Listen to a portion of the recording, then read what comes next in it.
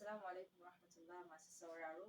A kowane mako da lokaci irin haka mukan sake haduwa a irin wannan lokaci. Barkamu da sake saduwa. Sunana Sumai Abubakar Muhammad daga nan tashar Unity 93.3 FM da ke tudun Zinariya Jos. A wannan shiri na wannan mako wato kunun da fulbe wanda ƙungiyar Muryar Fulani tare da wasu suke ƙoƙarin kawo muku. Tare da ni yau a zauren akwai malama Maimunatu Sa'adu Abubakar. Jama'a assalamu alaikum. Sani Malam Adam Faith. Za ki gabatar da kanki. Mata Yakubu daga nan gidan Manjagab. Sannu da zuwa Madam Mata. Mun yi farin cikin kasancewar ki tare da mu a wannan mako. Malama Maimuna, kamar wancan mako da ya wuce mun ƙarfafa hirarrakinmu da tattaunawarmu ne akan tarbiyya da gudunmawa da iyaye mata za su iya bawa especially matasa ta hanyar yadda za a inganta zaman lafiya. An samu bayanai da shawarwari masu kyau da matuƙar inganci daga Madam Faith Zam wancan mako. Ga wannan karan Allah ya kawo mu. Maudu'in da za mu tattauna a kai yau shine wani hali kike ganin mata ke shiga a duk lokacin da aka samu kai a cikin yanayi na tashe-tashen hankula. Jama'a assalamu alaikum. Gaskiya in aka samu tashe-tashen hankula mu mata mukan fuskanci ƙalubale iri-iri saboda ragamar gida kusan in ce a wannan lokaci da muke ciki na rashin tattalin arziki. Gaskiya yawanci ɗawainiya akan iyali yake mata da suke cikin gida, musamman ni ma ina ciki. Mazan fa. Ke dai ba in ana sallah ba a magana. Shi ne muke maganan in a ce yau Allah ya kiyaye ko kuma a lokacin da tashe-tashen hankula suka kasance a shekarun baya, wani hali kike ganin mata suka shiga ciki? Yawancin mutane ba a tattauna wani hali mata suke ciki a matsayinsu na iyaye, a matsayinsu na mata, a matsayinsu na mutane masu rauni, wani lokaci a matsayinsu na wanda dama ragamar tarbiyya ya ta'allaka a hannunsu.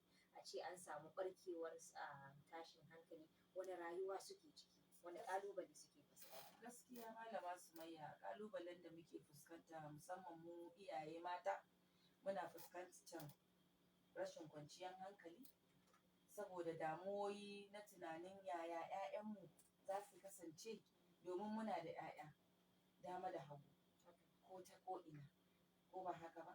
Kuma da an ce gari ba lafiya, farkon abin da hankulan mu iyaye zai fara komawa kai wani hali suke ciki.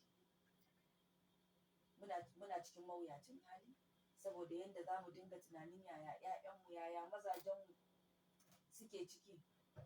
To gaskiya bayan in an gama crisis kaga 'yan uwanka da 'ya'yanka suna cikin halin ƙoshin lafiya, to akwai wani ƙalubale da yake biyowa.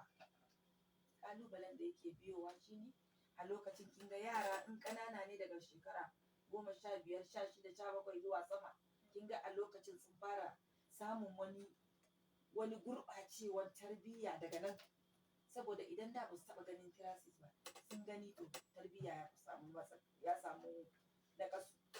Sannan mu iyaye mata muna fuskantar ƙalubale, ya za ku ciyar da 'ya'yanku domin komai zai iya tsayawa. Komai ya tsaya da an ce gari ba lafiya, da an samu matsala to komai ya tsaya. Gaskiya mu iyaye mata ba ma jin kwanciyar hankali yayin da aka ce an fara faɗa. Malama Mata, kin ji abin da Malama Maimuna ta faɗa akan wannan yanayi da mata ke fuskantar kawukansu idan an samu tashe-tashen hankula. Wani fahimta ko kuma wani digiri za ki ɗora akan wannan? Gaskiya ina da abin da zan dan ɗora kaɗan daga ciki, domin haka ne musamman ta wurarenmu wanda muke yawan samun tashin hankali. Mu muke ganin abubuwan da mu muke sa ido muke gani, musamman mu mata. Gaskiya idan an ce gari ba lafiya, mu ne fa mata ba mu da lafiya. Domin a yau idan aka ce an samu rashin zaman lafiya, gaskiya mu mata muna jin jiki. Domin na ɗaya, za ki gan 'ya'ya ne sun fita, baka san a'a mutum ɗin zai dawo, a'a ba zai dawo ba. Wannan kaga duk a cikin damuwa muke, fargaba da tsoro. Sannan kuma baka isa ka sa kanka a gado ba, kai awa ka kwanta. Damuwoyi sun maka yawa, waɗansu sukan iya samun hawan jini, tashin hankali, damuwoyi iri-iri, musamman idan bayan in aka fita irin wannan abu zaka ga waɗansu an kai su asibiti, waɗansu ma sukan iya rasa rayukansu saboda irin waɗannan abubuwan da suka gani da idonsu. Kamar mu wanda muke gani da idonmu, gaskiya wannan abu ba shi da kyau a ido in ka gani, sai dai ko muna roƙo Allah ya taimake mu, Allah kuma ya ƙara ƙarfafa mu mata a duk lokacin da in kamanin haka ya fito. Gaskiya mu mata Allah ya bamu wannan gicin da za mu ɗauka shi ya zamana mana mu tarbiyar da 'ya'yanmu yanda ba za su fita su yi mana waɗansu abubuwan da mu ɗin za mu samu damuwa a game da shi ba. Malama mata kin ce halin fargaba da su da kuma yanayin ya'ya in sun fita wani hali za su kasance. Kina tabbata wannan magana kin yi from experience, abin da ake cewa abin da ka gani da ido. Za ki iya ba mu takaitaccen me kika gani a irin rikici ya taɓa ɓarkewa life kina gurin kin ga haka? Gaskiya rikici ya ɓarke muna nan a wurin, mun ga kashe-kashe, mun ga gawaki. Gaskiya ba mu samu da sauƙi ba, domin ni ma ina cikin ɗaya daga cikin waɗanda 'yan uwana ne aka kashe a wannan lokacin. Gaskiya ba mu samu da sauƙi ba, shi yasa kika ji na ce miki mu mun gani da ido, so ba ma ce komai domin mun ga tashin hankali. A shekarun baya da aka fara crisis malama mata, bari I could remember dai abu ɗaya na sani, ban taɓa ganin gawa ba ni a rayuwana then. That was the first time na ga gawa, mun je wucewa da mu koma gida because I was in primary school. Bari iya ce ga shekarun ba, amma first crisis I could remember, we were very young, sai muka zo wucewa sai muka ga gawa.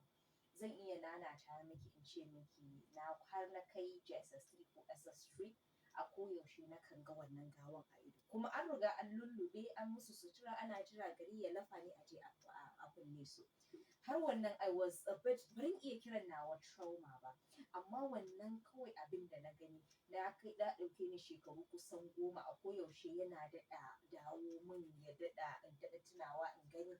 To ina sa kaina ga wanda suka ga wannan a tun shekarunsu, shekara nawa za su iya ci gaba da rayuwa suna ganin wannan abubuwa, don ya riga an maka stamp ne a cikin zuciyanka da shi da baka san menene zai iya biyowa ba. Shi ne ake cewa a turance a lot of people are traumatized, wato irin wannan abubuwa kan sa mutum ya fita daga cikin tunanin shi, ya fita daga cikin hayyacin shi, wanda ke sa wasu ta dalilin wannan su koma shaye-shaye. Shi yasa mutane wasu ba su gane menene linkage ɗin ko kuma nexus ɗin between shaye-shaye da kuma rikici. Wato kaga abin da baka taɓa gani ba, you have experienced what you've never experienced, wanda dama farko ne ya zo maka. Sai wasu yana ɗaukar lokaci kafin su iya ci gaba ko kuma su wuce wannan bigiri na rayuwarsu. Amma wani rayuwa kuka yi bayan haka? Gaskiya har yanzu rayuwarmu bai dawo normal ba, domin abubuwa da yawa wanda muka rasa su, wanda har yanzu ba su dawo mana ba.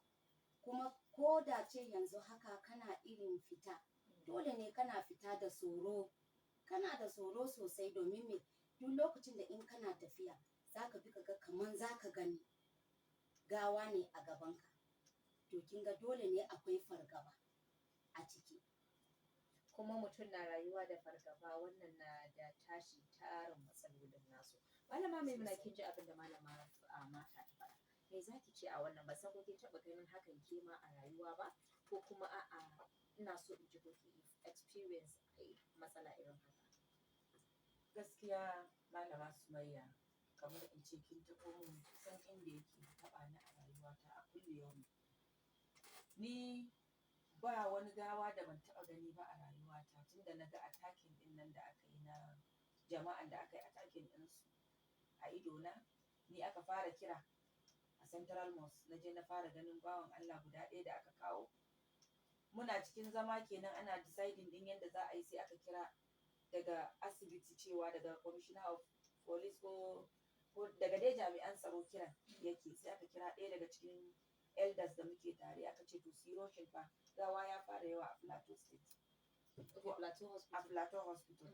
Ni ce farko da ni da jami'an hukumar gwamnati da wakilai na jama'atu muka fara zuwa akan gawawwakin nan. Malama Sumayya, har yanzu idan na rufe ido ina ganin gawawwakin nan a idona. Ga gawawwaki za a kawo su, wasu sun cika wasu ma basu cika ba, suna kan ƙoƙarin cikawa. Babu tashin hankalin da ya kai wannan. A ranan jini ne, ɗumin jini ma kaɗai in bawa ya ga wannan ɗumin jinin da muke gani ana sauke bawa jini na malala a ƙasa, kai wa iyazu billahi, na ga tashin hankali Sumayya. To tun a ranan zuciyata na daina tsoro. Tun daga ranar na daina bushewar zuciya. zuciyata ta bushe. Da in an yi mutuwa nakan faɗi in suma. To tun daga ranar da na ga wannan iftila'i ban ƙara faɗuwa don na ga gawa ɗaya ba. Saboda zuciyata a bushe take, zuciyata ta bushe saboda na ga tashin hankali. Although wannan na wannan attacking ɗin nan ba shine na farkon da na fara gani ba. Na ga na crisis ɗin Dutse Uku ɗin nan. Shi ma da aka ce an kawo gawawwaki. Muna murna za mu je mu gani, an ce an kawo mutane. A lokacin ba tunani sosai. Sai kana gani bari ka je ka gani. Ashe tashin hankali ne. A lokacin na fara zuwa na fara ƙirga gawawwaki. Tun kina ƙirga ma za ki kasa ƙirgawa. To amma wa'innan da yake a rufe suke, ban gani ra'ayil aini ba, an riga an rufe su da zannuwa. Wannan ko na Plateau na gani da idona. Akwai mutane 7 da muna waya da su, suna a zo a taimake su, a zo a taimake su. Kafin a tura vigilantin da polisawa su je, an kashe su. Wannan maudu'i mai matuƙar taɓa zuciya ne, wanda duk wanda yake sauraron wannan muna fata ba wai don mu tona ƙaiƙayi ko kuma ciwuka da zukata ke fama ba, sai dai domin mu koya daga cikin darussan rayuwa da yake koyar da mu kuma mu san ya za mu ci gaba da rayuwa a nan gaba. Akwai wasu marubuta da dama da suke cewa you learn from history, saboda kana sani ne daga abin da ya wuce, domin ka ga wani kurakurai 'yan baya suka yi wanda mu yanzu ya kamata kar mu maimaita wannan kurakuran domin mu maimaita wannan experiences da aka samu. Ya kamata muna fama tunda yanzu muna ɗanɗanar romar dimokuraɗiyya, muna jin daɗin zaman lafiya da muke fama da shi. Allah ya ɗorar da shi ya sa mu samu zaman lafiya a Plateau da kuma Najeriya gaba ɗaya da duniyar gaba ɗaya. Amma dole mu tattauna irin wa'annan abubuwa domin mata da wasu da suke fama da irin wannan raɗaɗi a zukatansu su san me ya kamata su yi, ba fa su kaɗai ba ne, amma kuma rayuwa ya ci gaba. Malama Mata, ina so in dawo gare ki. Wannan abubuwan da kika gani kika experience a kanki na mace a matsayin ki na uwa, me kika gani ya fi dacewa a yi idan mutum ya riski kanshi a irin wannan ko kuma bayan ya riski kanshi a irin wannan yanayi? Ni abin da zan iya faɗa game da wannan shine idan ka iske kanka akan wannan ya rage mana mu mata, domin mun aihu muna da 'ya'ya. Wani idan ya ga wannan yakan iya ɗauka ya sa a zuciyar shi ya ce ni fa ba zan yafe ba sai na yi wannan ramakon. Amma mu mata mukan jawo ra'ayin 'ya'yanmu da cewan su kasance masu haƙuri, masu yafiya, wanda duk abun da in ya zo mana idan muka yafe shi to gabanmu kyau ne, gabanmu kuma zai zama mana da haske. Idan muka ce ba za mu yi yafiya ba a rayuwa to mun ci gaba da ganin wannan tashin hankalin kenan. Amma idan muka kawo shi ga yafewa to komai namu zai tafi daidai. Mu mata gaskiya za mu ji daɗi idan yau aka ce mun samu zaman lafiya a cikin wannan rayuwa. Muna da farin ciki. Malama Mata, ina son in sake magana a wannan bigiri. Abun mamaki idan aka tashi shirya wannan rikice-rikice ba a gayyatar mata teburin shirya yaƙi. Ba a gayyatar mata teburi sanda ake shiryawa a kai hari ko a kai ramuwa. Duka wannan. Amma kuma idan hakan ta auku, a nawa fahimtar Malama Maimuna babu wanda suke jin ɗumin bugun wannan masifar kamar mata. Wannan haka ne. Sai kuma idan aka zo sulhu, to ban sani ba ko ana kiran mata zuwa teburin a sasanta ko kuma ya abin yake. Wallahi Malama Sumayya ba a neman mata a teburin a sasanta. Sai dai mu dai makabulin da muke ta yayyadawa akan mu dai muna da rauni, mun yadda muna da rauni saboda imani muke da shi, saboda raɗaɗin aihuwa da ɗaukan ciki. Mun san zafin fitar rai da in an ɗaukan mana ɗa ƙwaya ɗaya, in kina da 'ya'ya dozin 2 ba kya so a taɓa miki ko guda ɗaya a ciki. to wannan soyayya da take tsakanin ɗa da ma'aifi, musamman mu iyaye mata, wannan ƙaunar shi ne kaɗai yake ta yaɗa bishara a duniya a ko'ina. Ba ma so mu ga ana kashe-kashe, ni ko a TV ba na so in gani.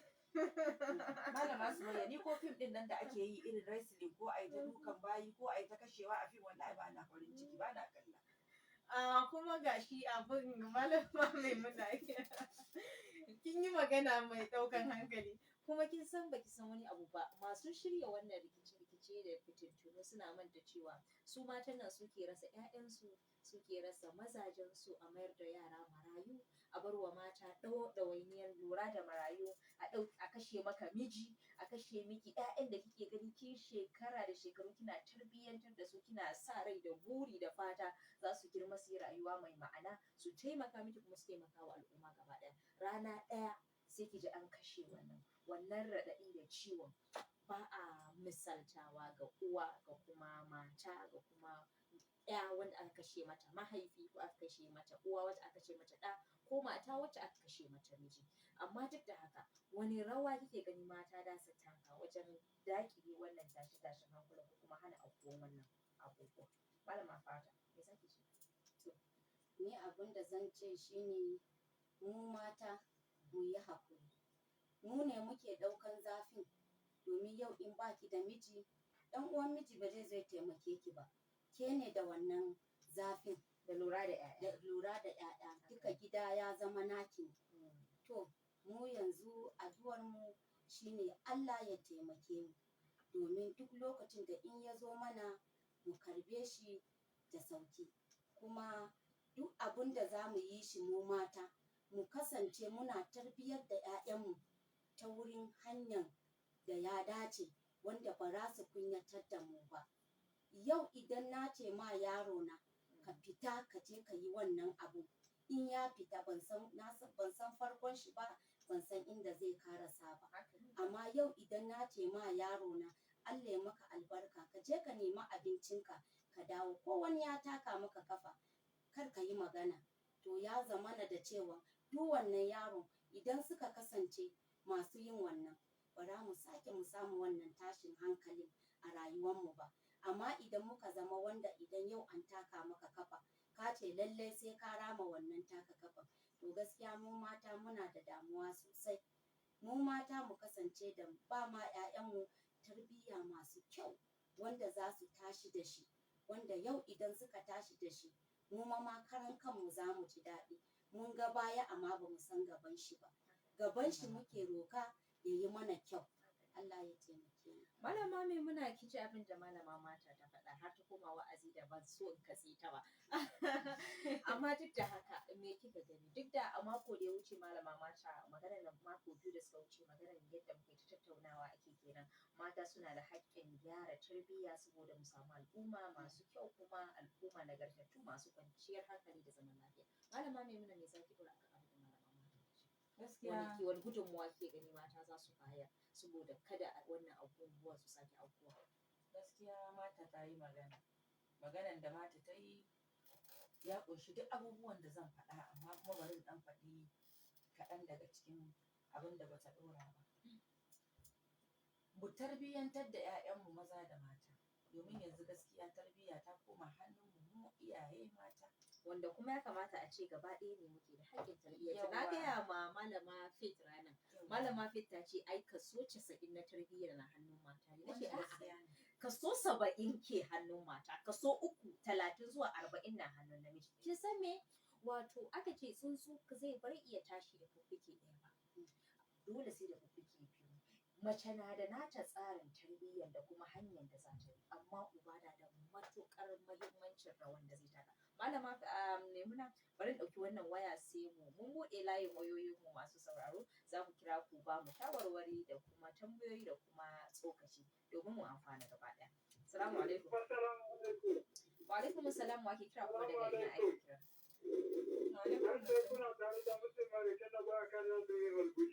To, wani gudunmawa za ka bayar a sakon 30? Allah saka miki da alkhairi, wato gudunmawa na a nan kamar yadda kika faɗa, barga Allah saka ma malama da alkhairi. Amin. Gudunmawa na a nan tarbiyya ya koma ga mata amma har da mazan ma tarbiyya koma ga maza. Ina kira da matan da mazan dan Allah kowa ya rika zama da ƴaƴansa ya rika musu tarbiyya mai kyau. A bisa ini yanayin rayuwa yadda ake tafiya dan Allah ku matan an san ku ne za ku tarbiyyantar da ƴaƴa amma har mu mazan ma ku ƙara jajircewa a kan yaran mu. Kowa ya koya ma yaronsa tarbiyya mai kyau. Da fatan za ku tashi lafiya mutum ma raken da ba a kada zuwa barkutu. To mun gode gashi yawa kan shi kirari. Gaskiya wannan rake da baya karya azumi malama Sumayya gara mu neme shi. Assalamu alaikum. Wa alaikum salam. A matsa daga akwatin rediyo so da mu saurare ka da kyau. Muna jin ka amma da wake kira kuma daga ina ake kira? Ba mu jin ka sosai gaskiya. Za mu katse wannan layin domin ba ma jin ka. Okay, bari mu malama Maimuna ina so mu tattauna amma bari mu ɗauki wannan waya. Assalamu alaikum.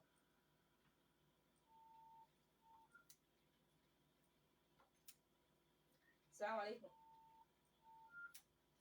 Malama Maimuna kina magana. Malama Sumayya tarbiyyan ƴaƴa maza dai ku yi haƙuri. Ko da maganar da zan faɗa za ta ɗan taɓa ku. Zaki so sa su kenan? Yawwa. Assalamu alaikum. Wa alaikum salam. Wa ke kira kuma daga ina ake kira? Sunana Alhassan daga Turai Zubuwa. Malam Alhassan kana da sakon 30 wani gudunmawa za ka bayar?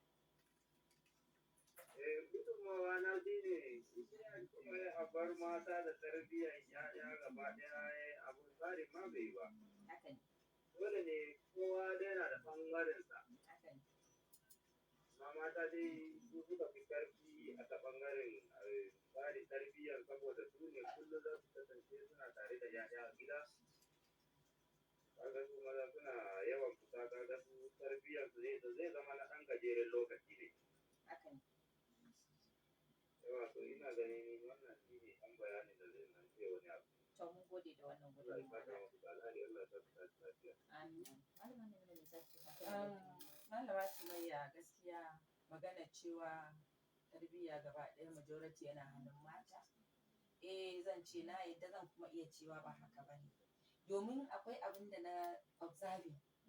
Idan aka ce gida babu namiji ko a ce 'ya'yan nan marayu ne to suka losing ɗin wani opportunity ne mai girma Na rayuwa. Bari mu ɗau wannan don wannan maudu'i ne mai matuƙar amfani.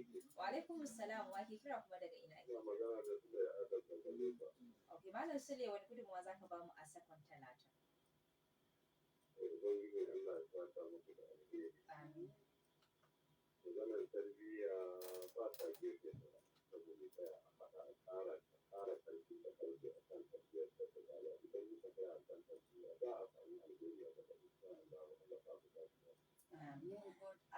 Malama mata kin lura cewa yau gaba ɗaya masu kira suna ƙarfafa gudunmawar da suke bamu suna ƙarfafa shi ne akan maganar tarbiyya. Malami Maimuna kuma wannan tarbiyyar mun yi mako 2 muna tattaunawa a kai. Assalamu Assalamu alaikum. alaikum wa rahmatullah. Wa alaikum assalam. Wa ke kira kuma daga ina ake kira? Ina magana da Ibrahim Magogorin da mu daga cikin garin Nufuta. Malam Ibrahim a sakon 30 wani gudunmawa za ka ba mu? Ni gudunmawa na ne shine kai muku fatan alheri Allah ya saka muku da alheri. Mun gode Allah godiya ya ku miki. da kuke da muna karuwa mu duka gaba ɗaya. Allah ya saka muku da alheri. Mun gode. Malama Maimuna bari barki ki so ka ci ana. Gaskiya na ga waɗanda da ba su san mahimmancin uba a cikin gidansa saboda me baya iya ɗaukan Wasu wasu ɗawainiyoyin cikin gida.